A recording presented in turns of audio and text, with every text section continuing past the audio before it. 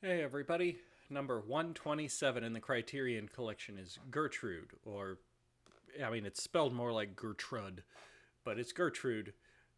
Again, directed by Carl T.H. Dreyer. This is his last movie that he ever directed, I believe. From Denmark from 1964. This ends our trilogy of Carl T.H. Dreyer films. And I gotta say, after the first one, I wasn't looking forward to the next two, but I've come to appreciate his style by the end of this, which is one of the reasons I like doing this. I mean, again, it's a slow burn. It is a slow drama. In fact, I'm gonna tell you the plot of this film, and you're gonna be like, "So that's the first 5 minutes?" Nope, that's the movie. Um, Gertrude is about a woman named Gertrude who is very unlucky in love. She is married, but her husband is a career politician who, in her opinion, cares more about his career than her. So she's going to leave him for her boyfriend, who she has never slept with. So she tells him that she's leaving, and she goes and she sleeps with her boyfriend for the first time, and then discovers that her boyfriend does not want to be with her and just likes her as a bit on the side, even though he wasn't getting any from her as a bit on the side because she wasn't sleeping with him because she was married. Anyway, the boyfriend doesn't want her, but an ex boyfriend does want her, but she doesn't really want him. And then her husband wants her, and she doesn't really want him. And that's the movie. That's the 2 hour movie. I know, I know. But like I said, I've come around a bit on him. His style is, first of all, I don't know if this is a Danish thing or if this is his style of thing. But I talked about it in the last movie how I don't have a dog in here to grab. Um, how almost nobody looks at each other when they're talking in his movies, right? They are mostly standing side by side or behind each other. Pretend this hand is another face, right? They're talking to each other like this, and then like this, and then like this, and the camera's over here. Um, you're not supposed to look at the camera. We'll get to that in a second.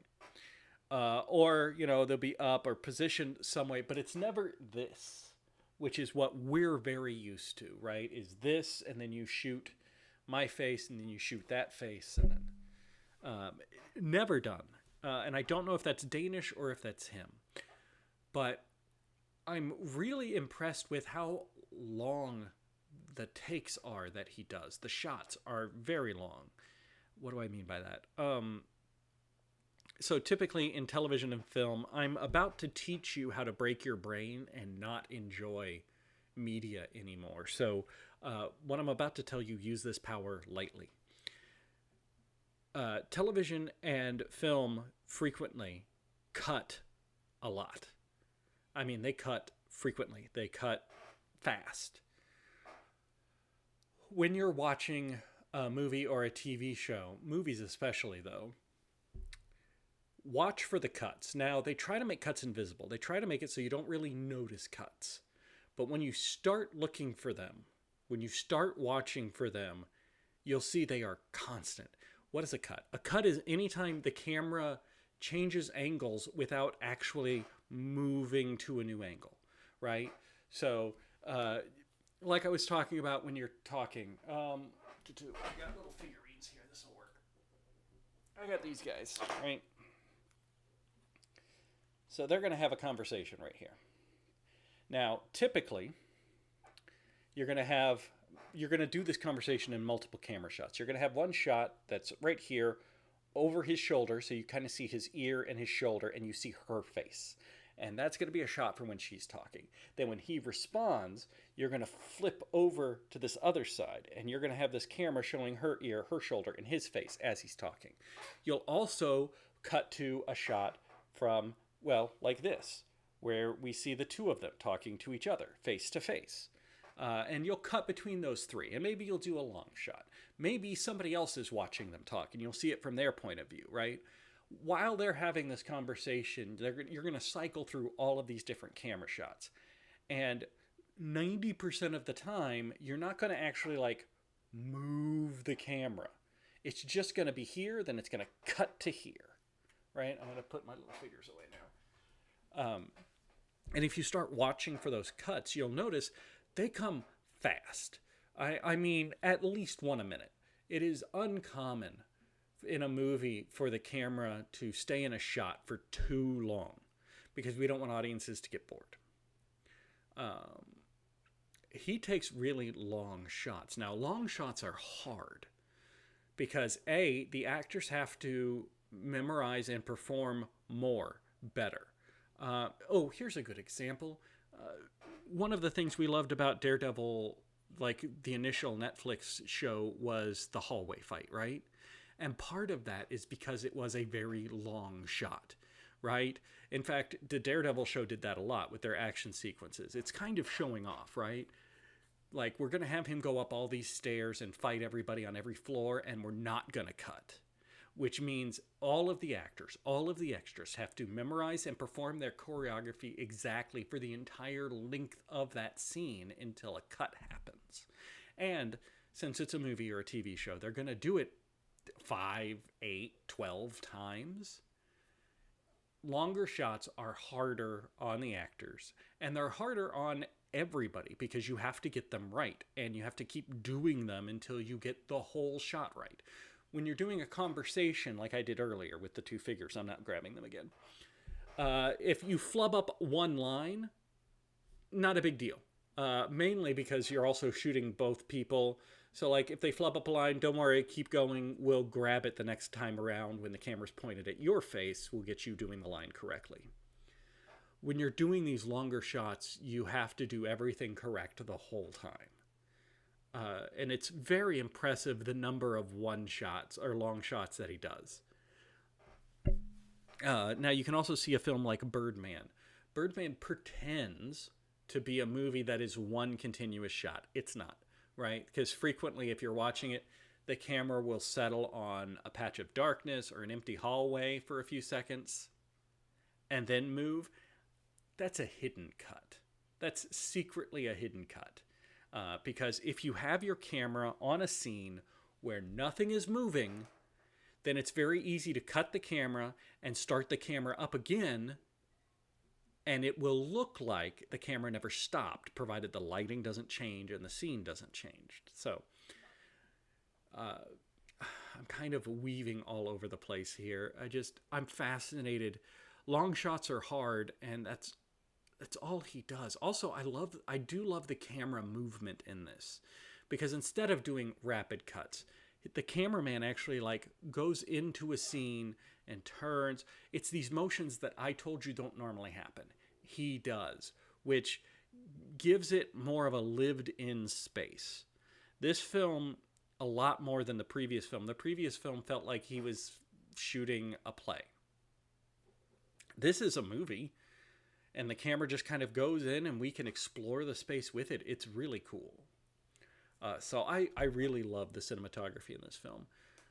This film got mixed reviews when it came out. Some people love it, some people hate it. I can see that. There is nothing to this plot. But it is shot so well. I like this film, actually. I love how it was shot. I love how it was put together. One other thing, because I said we'd come back to it, and this review's getting long enough, but I mentioned not looking at the camera.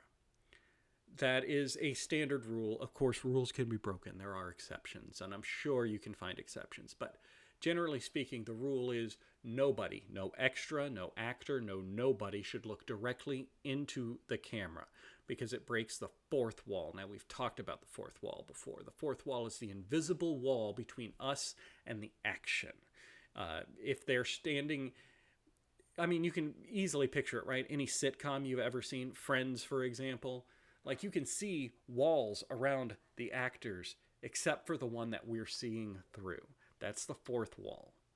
And it doesn't physically exist, because otherwise we couldn't see through it. But you don't want the audience, generally speaking, there are exceptions like Deadpool making jokes to the audience and whatever. Generally speaking, you don't want the audience to be aware of the fourth wall. You want them to be sucked into the experience.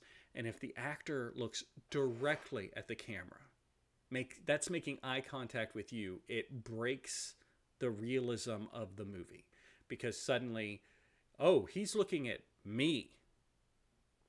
So it is a general rule: nobody look directly at the camera. What they'll do is they'll do like this. I can't even check what this looks like because I'd have to look anyway.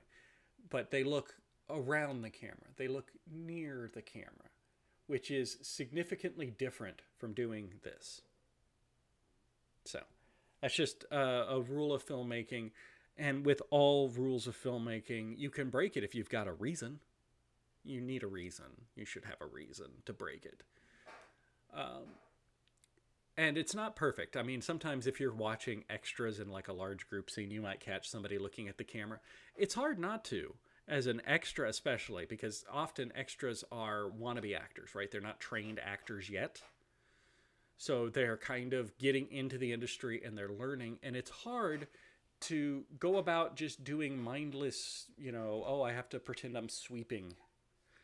And this big black thing swings by, and you are not supposed to look at it as it moves around you. You're not supposed to glance at it, nothing. And that can be hard until you learn the skill. Anyway, so we covered a lot. There wasn't much meat on the bone for the plot itself, but the cinematography I thought was worth talking about, and I'm glad we did. So, yeah, long shots, a roaming camera. It's very good. I like it a lot. I'm not going to, but part of me is tempted to go back and rewatch the first two movies now that I've developed this appreciation of his style, to see if I would enjoy them even more. Anyway, we're not quite done with Carl T.H. Dreyer, though, because next time, number 128 in the Criterion Collection is a documentary from Denmark by director Torben Jensen, whose middle name I couldn't even begin to try to pronounce. SKJ, that O with a line through it, DT. Can't help you. Torben Jensen, from Denmark, from 1995, so like 30 years after his last movie, called Carl T.H. Dreyer, My Mater, which I believe is like my master or mentor. I think I'll find out when I watch the thing. So it is a documentary about this filmmaker, which I'm fine with. The only downside is I hate how the only Denmark films we have seen are from Carl T.H. Dreyer. Kind of like the only Scandinavian films we have seen have all been, I'm forgetting names now, and I should really be wrapping this up. But all of the Scandinavian films that we've seen have been from the same actor. Ingmar Bergman for Sweden. That's what it was. All of the Swedish films we've seen have been Ingmar Bergman. All of the Denmark films we have seen have been Carl T.H. Dreyer, which means I don't know if the way they're shooting is like part of the Denmark film culture or his own personal style. Same with Ingmar Bergman in Sweden. I don't know if that is how a Swedish film looks and feels, or if that is how Ingmar Bergman's films look and feel. So I do kind of wish, I know the Criterion Collection is collecting, the best. I wish it also had more of a sampling to give us more context. Anyway, this review has gone on way too long. So I'm going to go. Thank you all for being a part of this journey. Thank you for listening to me drivel on. Thank you to my special figurines for helping with the blocking. You've learned a lot about film today. Go watch a movie. Any movie you want. Have fun. I'll see you guys next time.